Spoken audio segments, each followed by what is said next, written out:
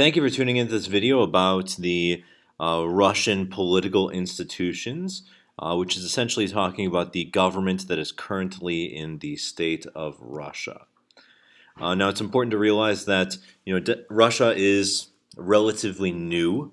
It has a relatively new democratic constitution, so it's only been around for a couple years, especially short compared to our other countries that we're studying in this class. But because of its history of authoritarianism, I mean, people almost expect there to be some sort of authoritarian control. The Russian people have not necessarily adjusted to a democratic political culture. And with the current regime that's established, we see what some people would interpret as it's not necessarily all illiberal democracy, and it's not necessarily authoritarian. It's somewhere in between on that scale. Some people would call it soft authoritarianism, argue that there's a bunch of political systems established that appear democratic, but at the heart of them, they have mechanisms that ensure that one party becomes dominant. So they would say that this is a soft authoritarianism. It's using a democratic structure to ensure that one party has the chance to always get elected. Authoritarian, which would just be that it has elements of democracy mixed in with an otherwise authoritarian system. Now, on top of this democratic light hybrid regime, we have a federal system.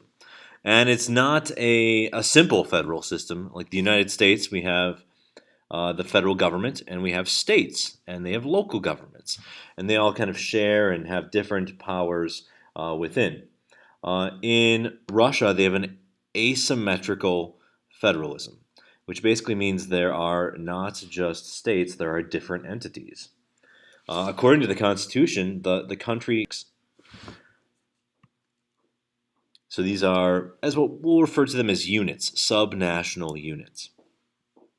Now, the city of Sevastopol and the Republic of Crimea are debated and criticized because a lot of people consider that an illegal annexation. So not that Russia, thinking that Russia shouldn't include a territory that they essentially conquered very recently. But if we look back in 1993 when the Constitution was first adopted, there were 89 federal subjects. They've decreased a few because of mergers of states, essentially.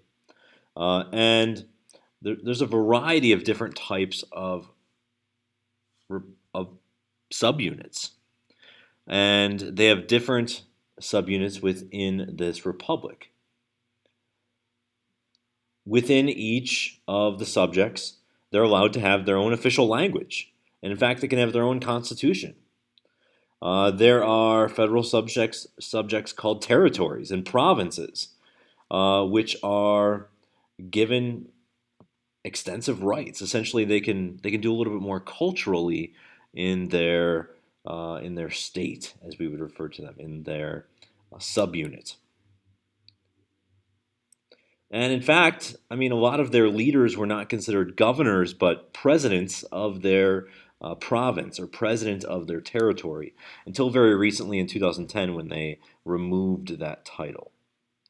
And under Boris Yeltsin, I mean, a lot of the subunits essentially ruled themselves, but Putin has tried to gain more of a dominant control over those states. Now, why does it have asymmetric federalism serve? Now, what it really serves is allowing for different cultures to have some control over their local government. Russia is so gigantic that there's a lot of different cultures and a lot of different languages.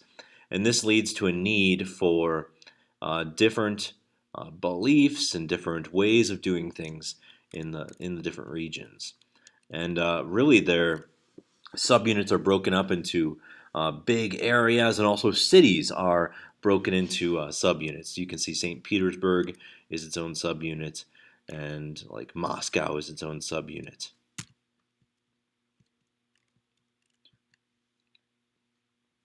So you can see we have all these republics inside Russia, these subunits that are given a little bit more, changed a little bit in Russia. Now, what's mostly changed is that Putin has tried to kind of put more power under his own control. We can see some examples when the Chechen people started, resisting back against Russia. He used the military might of the country to basically smash down on the Chechen people. The Chechen people essentially became an example of what can happen if you are resistant of Russia's regime having power. And what Putin has done is he believes more in what's called a power vertical. And Putin's term power vertical really has to do with a unified hierarchical structure of executive power, ranging from the national government to the local level. So it's about having more power over even the local governments. For example, when 2000 rolled around, Putin instituted 7 new federal districts. These are districts above the subunits, the republics. And each of these regional federal districts is almost considered like a super district. And they're headed by someone that Putin chooses. So Putin gets to choose an appointee that runs that federal district. And also under Putin's regime, he has changed the election of governors. Each of the subunits is allowed to have a governor now. Remember, they used to call it president, a governor, but the president of Russia is the one that me. So Putin essentially chooses the federal district representatives, and then he also chooses the governors of each of the subunits, as long as they're confirmed by a regional legislature, which, if Putin only gives you one option, can be pretty easy to do. And in fact, the president can remove a governor fairly easily.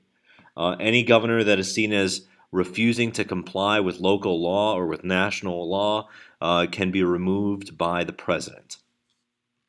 No impeachment proceedings or recall proceedings for those governors. And lastly, we've seen some changes to the Federation Council.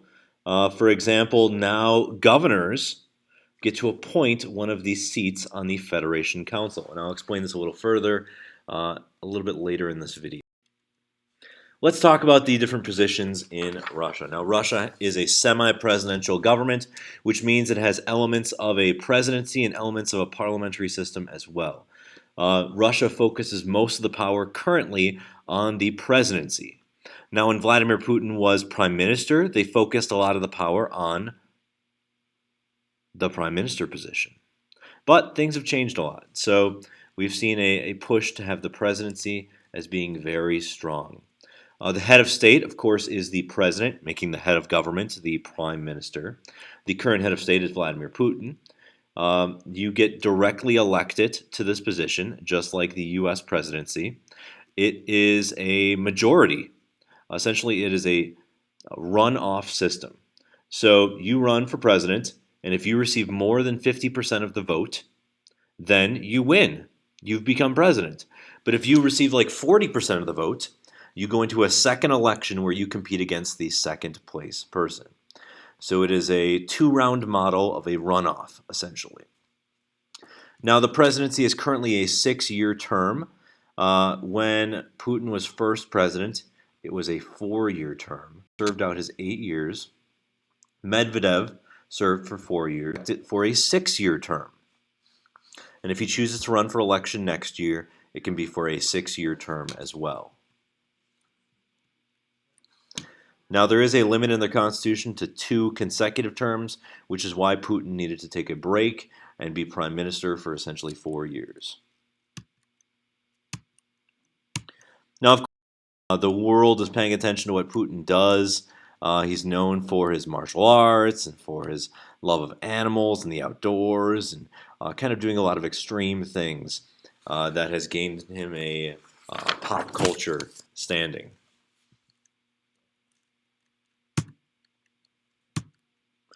Now, a little bit more about the powers of the president. The president gets to appoint the prime minister with approval of the parliament.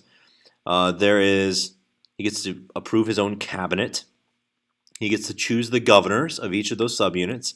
He can issue what are called decrees, which is essentially a directive that is considered to have the force of law without any legislative review. Now, it can't interfere with any laws that the Duma has created, but it must. But he can basically make a decree about anything. Now he can call for the dissolving of the Duma, which really hasn't been done. It's essentially saying that we need to have new elections, and he can call for that at any time. He can institute martial law. He can call for referendums. He can suspend actions of any state organization as he sees fit. He can be impeached, but it's a very difficult process. It includes both houses of the legislative body. It includes the Supreme Court and the Constitutional Court. So you have to have a lot of actions to basically remove the president. Very difficult to do. On the other hand, you have the head of government, the prime minister, who's currently Dmitry Medvedev. Now, Medvedev is certainly a key leader in his party, but he is definitely overshadowed by Vladimir Putin. Even when Medvedev was president for 4 years, he never kind of got the spotlight that Putin did. Now, Medvedev can be replaced if there's 2 votes of no confidence within 3 months. So, certainly is possible. And what's interesting also about the semi-presidential system we have here, if the president were to die, guess who'd become president? Not the vice president. There is no vice president. So, the prime minister would become president if the president were to pass away.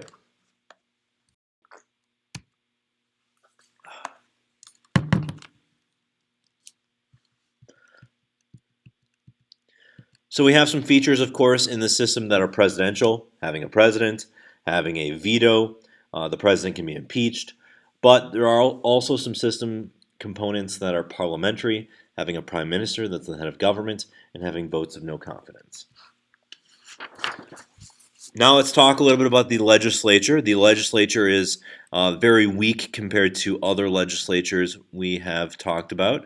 They have a lower house that's called the Duma.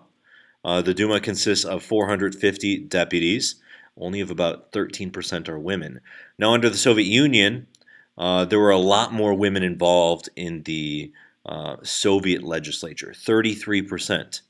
And now we're down to 13%. So it's becoming less and less representative of women and less representative of the people. There are less workers involved with the Duma and more of just, male elites in society. So the Duma is their lower house with 450 deputies. It was originally elected by mixed, meaning that they would have single-member districts and proportional representative districts with a 5% threshold. Then it was changed to PR, and now it was changed back. So Russia has changed their election system pretty frequently. Today they have 225 seats that are first past the post, and 225 seats that are PR. So essentially the whole country votes, and they distribute some of the seats by proportional, and they distribute, some of the seats are decided by local single-member districts. So we've seen some drastic changes, and a lot of it has benefited Russia's dominant party. Now they serve 5-year terms, which is a relatively recent change as well. Now, powers, of course, they can pass bills, they approve the budget, they confirm the president's appointments, but their powers are limited because, of course, the president can rule decrees that kind of interfere or do something that the Duma is not necessarily okay with. And they've tried to reject prime ministers in the past and have failed. Also, they can't really impeach. It'd be very, very difficult to get an impeachment proceeding done in the Duma. At the recent elections, we just had elections last year, and we saw the United Russia Party gain a huge amount of seats. So moving from basically an increase of 54% at some points. So we're seeing a huge increase in United Russia, and other parties are kind of getting pushed to the side, mainly because of the political system and the media, and there's a lot of things that kind of hinder the third-party candidates. Now, the upper house is what's called the Federation Council, and they represent regions. So each of those subunits gets to have 2 members that represent them. One, of course, is chosen by the governor of that region, and one is chosen by the regional legislature. So these are not directly elected. And if you think about it, the governor is chosen by Putin. So Putin can essentially choose half of the Federation Council. That's a lot of power. And the Federation Council will be an aid to Putin throughout his government. Now, the powers of the Federation Council, just like we saw under the UK with the upper house, they can essentially delay bills, but they can't necessarily kill a bill. So the Duma can, override any vote that the Federation Council makes by a 2/3 vote. They, of course, also they have they can change the boundaries of any of those subunits, the republics. They ratify, military use. So if Putin wants to have something done, he has to bring it to the Federation Council, and they approve, going to war or getting involved in Syria, which can be very powerful for Putin because he has control of basically half of the Federation Council. Half that Federation Council is chosen by his governors. And this group can also appoint and remove judges, which in itself is very, very powerful, and Putin basically has them at his disposal. A little bit about the judiciary.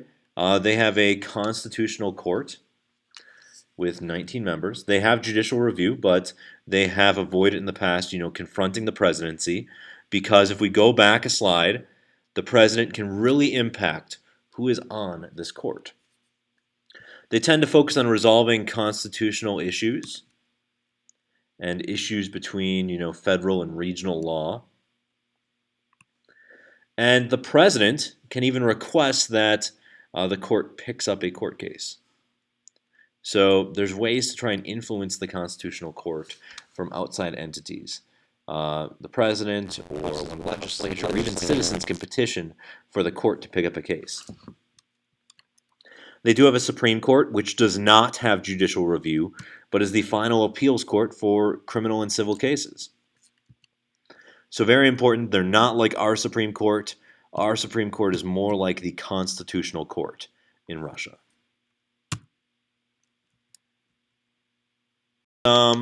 Discussion in class about reforms when it comes to law. Essentially, the key things to know is that they now have jury trials where they didn't necessarily have jury trials, that they have established codes for criminal and civil rights, that they have had a lot of problems with corruption. Police haven't necessarily operated fairly under law, and trials against some of the oligarchs, as we'll see, have